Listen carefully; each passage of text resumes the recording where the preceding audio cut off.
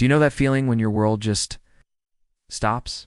It was 2 a.m., and the only sound in our Chicago apartment was the soft glow of my wife Sarah's phone, followed by a quiet, almost secret laugh.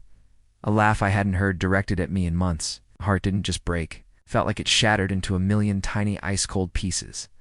And I knew right then that nothing would ever be the same again. If you genuinely enjoy our stories, please subscribe to the channel.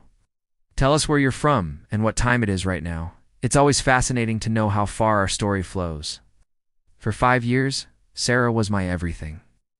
We built a life together, brick by brick, laugh by laugh, or so I thought. That night was just the beginning. The next night it happened again. Same time, same secret laugh. When I gently asked who she was texting so late, she snapped, her voice sharp. "It's just my sister, Mark. Can't a girl have a private conversation?" But I knew her sister's work schedule. She'd be fast asleep. The lie was so casual, so effortless, it chilled me to the bone. The following week was a masterclass in gaslighting. Suddenly, I was the paranoid one, the controlling husband. "You're suffocating me," she'd say, her eyes cold and distant.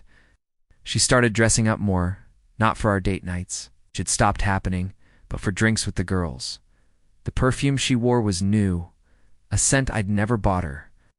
Her phone, once left carelessly on the counter, was now glued to her hand or locked and face down. She was building a wall around herself, and I was on the outside, listening to the muffled sounds of a life I was no longer part of. The worst part was the humiliation.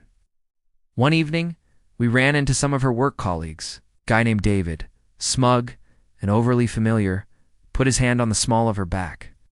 It was a fleeting gesture, but the way she leaned into it, the way they shared a look, it was like a secret language I couldn't understand.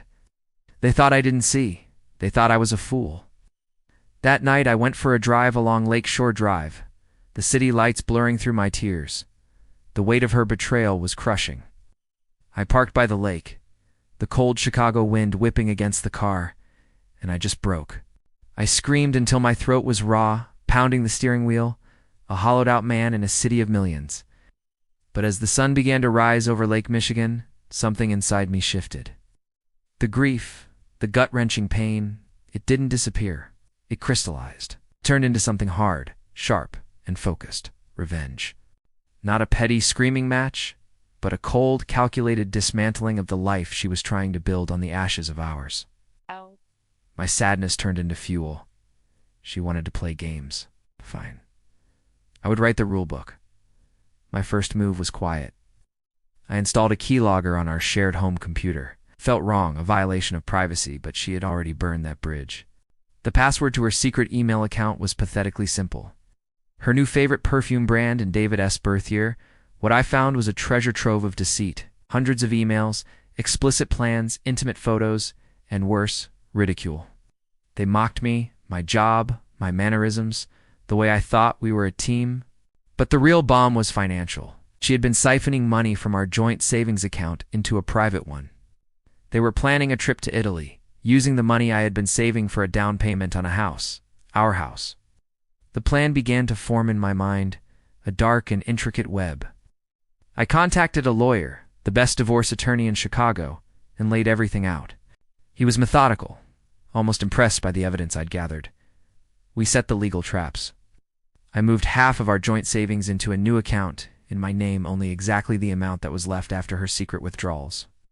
I documented every single transaction she had made. I printed every email, every chat log, and every hotel receipt I found charged to our shared credit card. The evidence was undeniable, a mountain of her betrayal. The final act was set for my parents' 40th anniversary party. Big family gathering. All our friends, all our family, the people who had watched us get married would be there. Sarah was in her element, playing the role of the perfect, doting wife.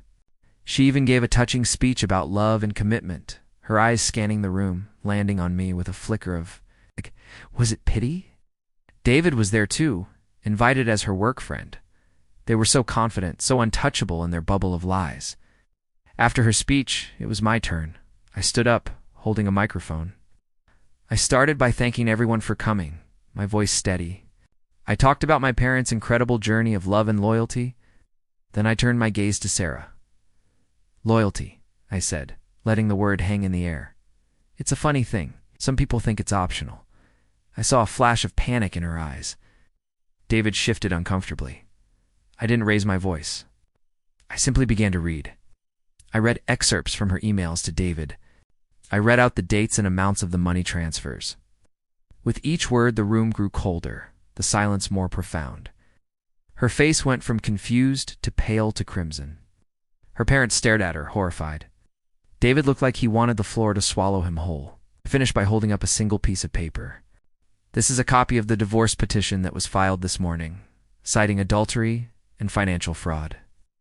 And this, I said, gesturing to the silent, staring crowd, is you, Sarah, getting everything you deserve?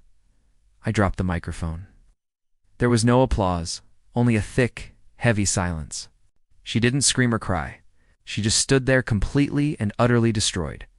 Her carefully constructed world shattered in front of everyone she knew. I walked out of that party and never looked back. I didn't feel joy or victory, just a vast, empty quiet. The city lights seemed dimmer that night as I drove back to the empty apartment. The affair was over. My marriage was over, I'd won. But as I stood alone in the silence of what used to be our home, I'd realized I was just the king of a kingdom of ashes. The only sound at 2 a.m. is the quiet hum of the refrigerator. The end.